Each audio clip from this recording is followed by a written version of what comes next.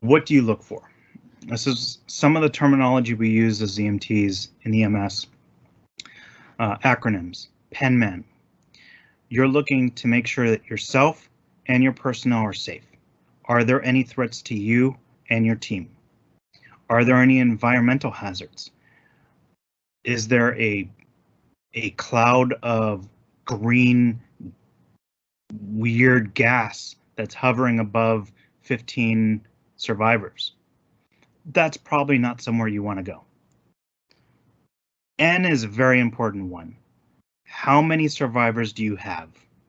How many people are you going to be working on, treating, triaging, whatever? What is the mechanism of injury or nature of illness? If you know somebody fell off of a ladder, then you're dealing with a trauma. If there's no signs of trauma and someone is just on the ground in a heap, what caused this? It could go back to that weird green cloud of dust or smoke that you kind of waved away from them. Or it could be something else. Maybe they had a heart attack. Maybe they had something else happen to them. What additional resources do you need to respond? Do you have everything you need? If it's 15 people who have been crushed by a tree, do you have enough supplies? Do you need more personnel? Do you need more responders there to help out?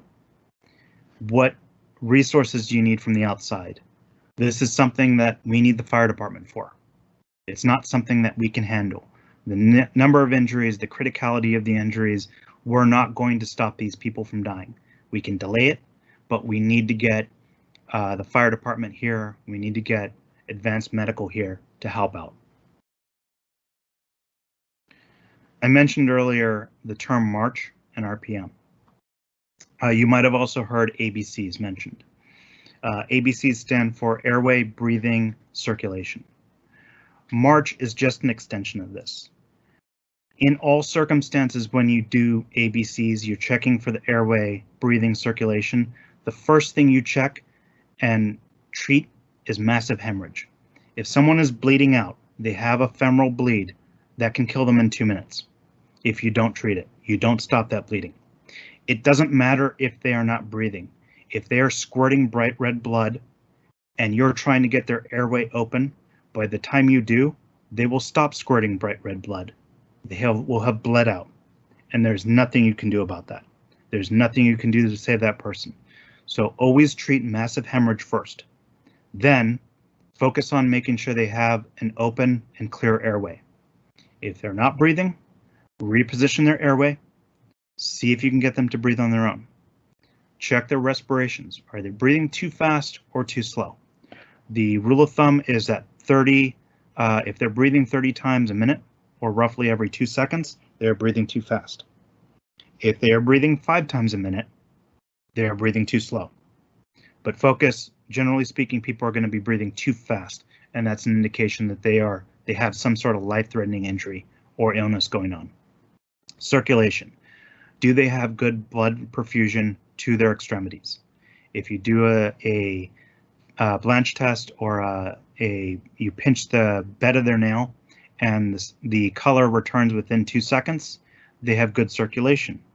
If it doesn't, it takes 5 seconds, something might be wrong with them. That's a life threat. The last part of this is tacked on to ABCs, is hypothermia. People who are going into shock can't regulate their body temperature. People who are laying on the ground will lose body temperature into the ground. So you need to keep them warm to keep them alive, especially if they've been through trauma. Hypothermia will kill people. Additionally, just to keep it simple, and this is what we teach in triage, is RPM, respirations, perfusion, mental status. Always check for massive hemorrhage. Make sure they're not bleeding to death first. Then make sure they're not breathing too fast, that it's not taking too long for their perfusion to return, and talk to them. Can they answer simple questions? Can they follow directions? If they can't, that's a good indication that they have some sort of life-threatening injury that you need to take care of, or that's going to bump them up in the priority. We talk about triage. and simplify it as the acronym 32 can do. And this relates directly to that RPM. 30. Are they breathing faster than 30 times a minute, or roughly a breath every 2 seconds?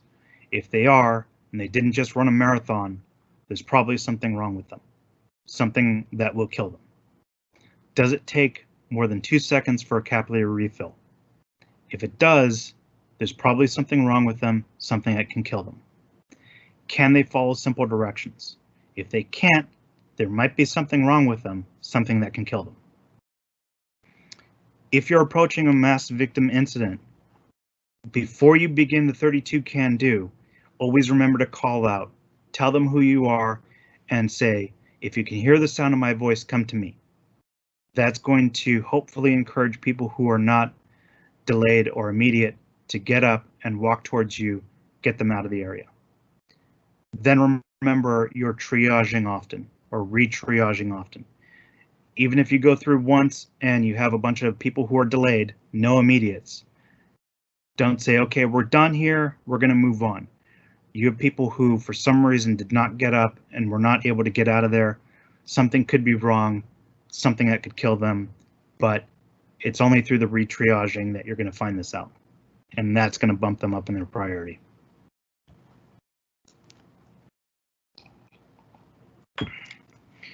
There's something called the AVPU scale, and this is it's a scale on how someone is responsive and able to respond. If they're able to talk to you, you're able to have a conversation with them, that means they're alert, they're fully awake. Now, that conversation may be weird. It might sound like they have no idea what's going on, and they're talking about clowns and weird clouds, especially that green one. But they're still alert. They're on the A of that AVPU scale. Someone you talk to and you can't get them to really respond, or they're not awake, alert. You're talking to them, you're being loud, and you're directing your voice at them. They will kind of look towards you or kind of open their eyes to respond a little bit. They're responsive to verbal. There will be people who are not responsive to verbal. At that point, you need to see if they will respond to you pinching their finger, shaking them. You don't want to do anything that will really cause them pain, but try and get their attention physically. If they respond, you might see their eyes start to flutter. Maybe they look at you, they make some sort of noise in response to you shaking them. They're responsive to pain. If they don't respond, you've yelled at them, you've shook them, you've pinched their fingers, and there's no response. They're unresponsive. I mentioned that someone who has a conversation with you and is talking about clowns and weird green smoke may not be, they're going to be alert, but not necessarily orientated. So then we go on to the scale of how orientated and alert are they? You have a conversation with them. Do they know what time it is, what date it is? Do they know what their name is? Now, you might not know what their name is. This should not be an indication that they actually do, but if you're able to identify who they are and they're able to tell you who they are and it matches up, do they know where they are? Do they know what happened? If they're able to answer all these questions, I know it's sometime in the afternoon. My name is Patrick. I was walking on Don't Walk Street and the earth started moving. That person is alert and orientated ×4. Or they don't know what time it is. They know their name is Bob. They don't really know where they are, and they don't know what happened. They're alert and orientated ×1 or 2 or 3. This starts to build a picture in your mind of how bad this person is, how messed up this person is, how much of a priority this person is to getting them to definitive care. Someone who's not responsive, ANO ×0. is in severe life danger. They need help now. When you're dealing with a trauma and you're starting to do the head to toe on them, you're looking for certain things that are not right on the human body. The acronym is DCAP-BTLS, or DCAP bottles. You're looking for deformities, an abnormal shape of a body part. We know the forearm should be straight. If the forearm is making a 90-degree turn about halfway between the hand or the wrist and the elbow, that's not right. Something is wrong here. It's deformed. If you're checking them and they have massive bruising somewhere, maybe on their chest or their abdomen, contusions, something is not right. People don't normally have massive bruising anywhere. Unless they're really clumsy, then they have bruising localized somewhere. I tend to bump into things and have bruising. Sometimes I don't even know where the bruising comes from. But if you're looking at someone, you're assessing them, and they have bruising on their chest or their abdomen, something is not right. You're looking behind the ears or around the eyes, and you see bruising there. That is not right. Document this. Note it. This person may have life-threatening injuries. Abrasions, scrapes. Sometimes a lot of times, people are going to hit the ground and they're going to scrape themselves up, and they're going to have debris, dirt, rocks, whatever, in their injury, in their scrapes. And those will have to be cleaned out before you start bandaging them. You don't want to trap this stuff in there and lead to infection. Punctures and penetrations. If something has entered the body from the outside, it probably shouldn't be there. Something's wrong. Burns. We used to call this first degree, second degree, and third degree burns. First degree burn is superficial.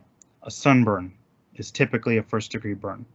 You touch something hot, but you got your hand away, your hand is, or whatever is a little bit red, that's a superficial burn.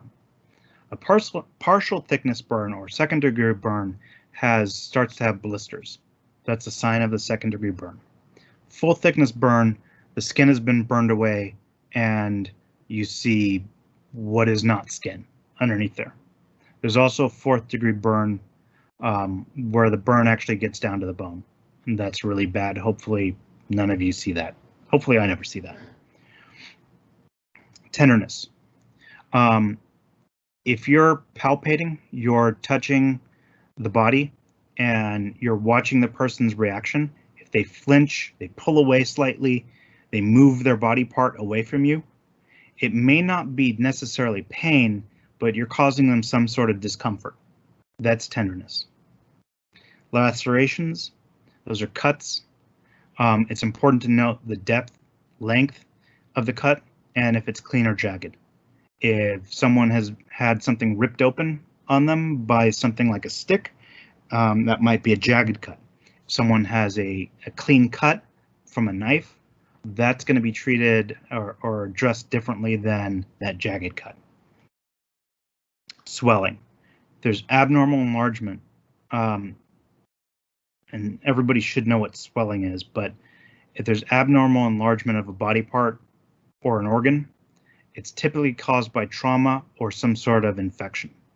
And so that's very important to note, because you want to take care of that. You want to make sure that you cut away anything that swelling can get trapped by and cause more damage. When you're talking about someone's body, we picture everybody standing upright, facing forward, arms at their sides, their feet facing forward and their palms facing forward.